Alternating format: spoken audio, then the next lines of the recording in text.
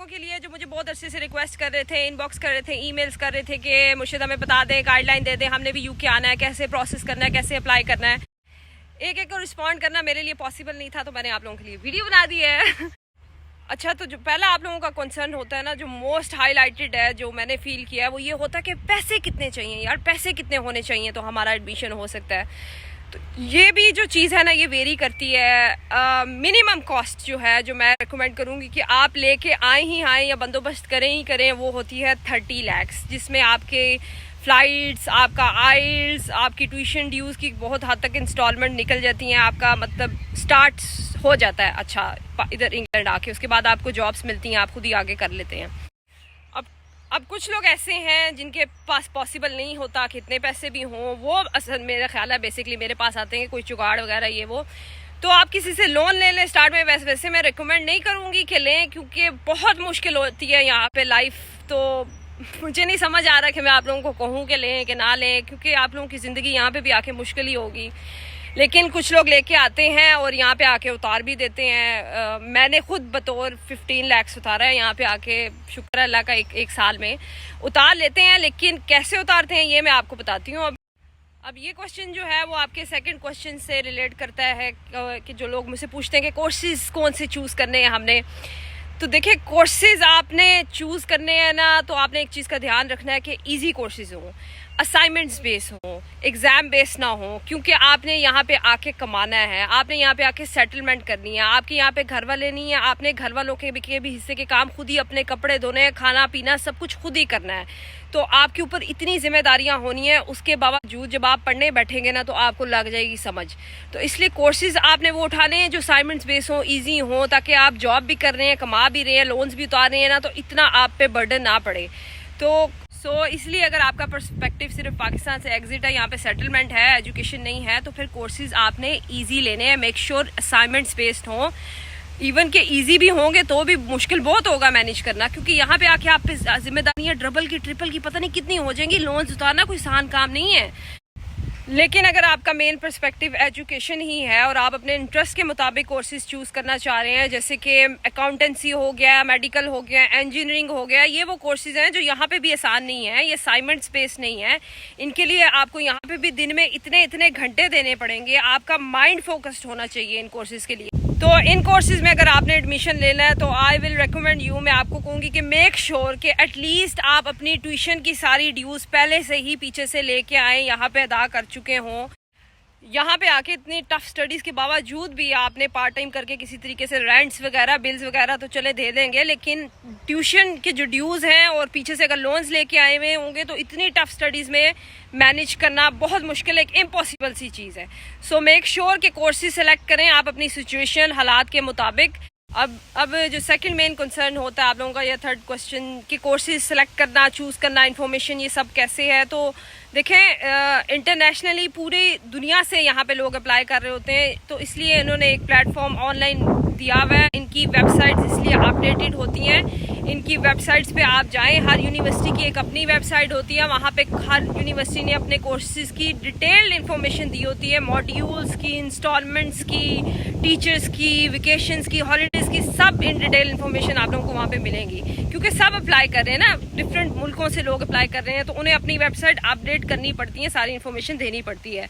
तो अब आपने एक एक यूनिवर्सिटी में की वेबसाइट पे जाके ये खुद सर्च आउट करना है कौन से कोर्सेज आपके लिए ठीक हैं, कौन से कोर्सेज आपको चूज़ करने चाहिए। आपको सब इन्फॉर्मेशन मिल जाएगी। मैंने भी कोई प्रोफेशनल कंसल्टेंट हायर नहीं किया था, मैंने भी खुद सर्च आउट किया था, आप भी खुद सर्च आउट कर सकते हैं। अब जब आप कोर्सेज को देख लेंगे, आपको आइडिया हो जाएगा, अपने लिए एक कोर्स सेलेक्ट कर लेंगे, उसी कोर्स के लिए आप ऑनलाइन ही उसी वेबसाइट पे अप्लाई कर देंगे। एलिजिबिलिटी क्राइटेरिया जो मैंडेटरी है सबके लिए वो ये है कि आपके पास बैचलर्स की डिग्री होनी चाहिए, क्योंकि मैं मास्टर्स के लिए मैंने अप्लाई किया, मैं उसी की इन्फॉर्मेशन दे रही हूँ। अच्छा, आपके पास बैचलर्स की डिग्री होनी चाहिए। सेकेंडली, आपके पास आइल्स का सर्टिफिकेट होना चाहिए, मिनिमम बैंड 6 आई गेस ये मांगते हैं। तो ये दो चीज़ें होंगी तो आप कोर्स के लिए अप्लाई कर देंगे। उसके बाद आपको कैश लेटर आएगा यूनिवर्सिटी की तरफ से, 1-2 दिन लगेंगे या मैक्सिमम वीक लग जाएगा। वो कैश लेटर बेसिकली आपका अप्रूवल होगा आपके वीज़े प्रोसेस के लिए। वो अप्रूव करेगा कि जी ये हमारा स्टूडेंट बन सकता है, हम इसको एडमिशन देते हैं, तो लिहाजा आपने वीज़ा इन्हें दे दें। जो ये कैश लेटर आपने बेसिकली वीज़ा प्रोसेस में वीज़े के साथ अटैच करना है। एडमिशन एप्लीकेशन प्रोसेस के भी ड्यूज़ होते हैं, यूनिवर्सिटी टू यूनिवर्सिटी वेरी करते हैं, लेकिन इतने ज़्यादा नहीं होते। मेरे होते हुए 3,000 थे, 5,000 थे, अभी भी इतने ही होंगे, इसी के करीब होंगे। और कुछ यूनिवर्सिटी, और जब अपना कैश लेटर साथ अटैच करके वीज़े के लिए अप्लाई करेंगे तो बैंक स्टेटमेंट आपकी कम से कम 2 मंथ्स की मैच्योर्ड होनी चाहिए। 2 मंथ्स के लिए आपके बैंक में कम से कम 30-40 लाख होने चाहिए। और ये मुश्किल नहीं है, जस्ट फॉर्मेलिटी। आप बेशक किसी से उठा के बैंक में 30-40 लाख 2 महीने के लिए आप शो करवा दें उनको, तो ज़्यादा करवा दें पैसे, अमाउंट तो ज़्यादा अच्छा है, क्योंकि जब किसी से उठाना ही है तो ज़्यादा उठा के शो करवा दें, फॉर्मेलिटी है एक जस्ट। उसके बाद जब आपका पासपोर्ट लग के आ जाएगा, वीज़ा लग के आ जाएगा, तो बस फिर शू जहाज़ में जाना, शरीकों को आग लगाना। यहाँ पे आपकी एक नई ज़िंदगी स्टार्ट हो जाएगी। यहाँ पे आके जो सबसे इंपॉर्टेंट चीज़ है, फर्स्ट काम आपने करना है अपना BRP कार्ड उठाना है, जो कि आपको या तो आपके गिवन एड्रेस पे डिलीवर कर दिया जाएगा, या मोस्ट प्रोबेबली ये पोस्ट ऑफिस जो आपके घर के रिहाइश के आसपास होगा उधर से आपको मिल जाएगा। तो ये आपने आके सबसे पहले कलेक्ट करना है। फिर आपका एक मेन कंसर्न होता है कि रिहाइश कहाँ होनी चाहिए, तो रिहाइश वहाँ पे लें जहाँ पे यूनिवर्सिटी आपकी हो। मेरी रिकमेंडेशन है, हमें शौक होता है मैनचेस्टर रहने का, लंदन रहने का। लंदन इतना एक्सपेंसिव है, लंदन वैसे भी रहने की जगह नहीं है, वो बस घूमने फिरने की जगह है। तो आपने ये नहीं सोचा नहीं यूनिवर्सिटी लंदन में लेनी है, लंदन में ये बहुत मुश्किल है, लंदन में रहना पॉसिबल नहीं है। तो आपने यूनिवर्सिटी मैनचेस्टर भी बहुत इवन के एक्सपेंसिव है। बर्मिंघम में अगर मिलती है आपको यूनिवर्सिटी कोई, वहाँ पे अच्छे कोर्सेज मिलते हैं, तो आप वहाँ पे मेरी रिकमेंडेशन है, अगेन मैं बता रही हूँ, आप वहाँ पे चले जाएं। मैं खुद रहती हूँ स्टॉक-ऑन-ट्रेंट में। यहाँ पे लिविंग एक्सपेंसेस जो है ना, बर्मिंघम, मैनचेस्टर और लंदन से आधे हैं। लेकिन क्योंकि मेरी क्लासेस ऑनलाइन थी, मुझे इसलिए इतना फ़र्क नहीं पड़ा। मैं मैनचेस्टर यूनिवर्सिटी, बेशक मैनचेस्टर में थी, मैं ऑनलाइन क्लासेस लेती थी, क्वारंटीन था तब। लेकिन आप लोगों को फ़र्क पड़ेगा, आप लोगों ने वहीं पर जाना है जहाँ पर यूनिवर्सिटी होगी, लेकिन लंदन नहीं जाना। अब जो आपका एक और मेन कंसर्न होता है वो ये होता है कि हमें जॉब वगैरह मिल जाएगी, यहाँ पे आके काम वगैरह, पैसे कमाना है, सारा सीन। तो देखें, स्टूडेंट को लीगली 20 आवर्स से ऊपर अलाउ नहीं होता कमाना।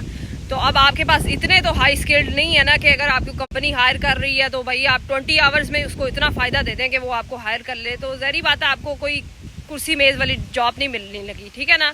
आपको ऑड्स जॉब ही मिलेंगी। स्टार्ट में as a student like restaurant में काम कर लिया, वेयर हाउसेज में एज अ केयर असिस्टेंट काम कर लिया, या फिर सिक्योरिटी का काम कर लिया। लेकिन अगर आप लड़की हैं मेरी तरह, तो मैं आपको रेकमेंड करूँगी एज अ केयर काम कर लें, क्योंकि हमारी नेचर होती है नर्सिंग करना, हेल्प करना। लेकिन अगर लड़के हैं तो मेरी रिकमेंडेशन है सिक्योरिटी कर लें आप, वेयर हाउसेज में। आपके पास ऑप्शंस यही हैं, आप आएंगे आप खुद ही फाइंड आउट कर लेंगे। मुझे भी किसी ने बताया नहीं था, मैंने खुद ही कर लिया था, हो जाएगा इंशाल्लाह। फिर आपका मेन एक और क्वेश्चन जो होता है, मेन इंपॉर्टेंट लीस्ट है शायद बट नॉट लास्ट, कि आपको एज अ स्टूडेंट आना चाहिए कि नहीं आना चाहिए। देखिए, अगर आप एज अ स्टूडेंट आना चाह रहे हैं, ये चीज़ मैंने यहाँ पे आके फाइंड आउट की थी कि एज अ स्टूडेंट अगर आप आ रहे हैं तो शादी करके आए, क्योंकि जब एज अ स्टूडेंट आप शादी करके आते हैं तो आपका जो पार्टनर होता है वो डिपेंडेंट वीज़े पे आपके साथ आ सकता है। तो उसको अलाउ होते हैं कि भाई वो 24 आवर्स काम कर सकता है।